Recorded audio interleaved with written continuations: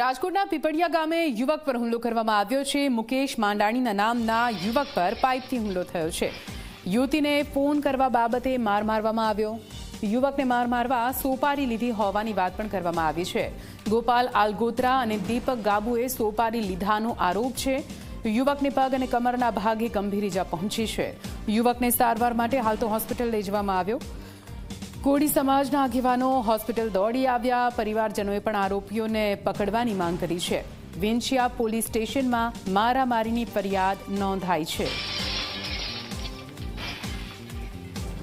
હું અહીં વાડીએથી ફુલેકામાં જતો હતો, ગેલા સોમનાથ ભાઈબંધનું ફુલેકું તું ના જતો હતો।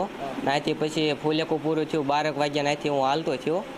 પછી અધવચ્ચે વીડ જેવું છે ને ના વાડી નાથી પાંચ ટુ વ્હીલ હતી, એ બધા એમાંથી લોખંડની પાઇપે લઈને આવીને મને ચાલુ ગાડીએ મારવા મળ્યા।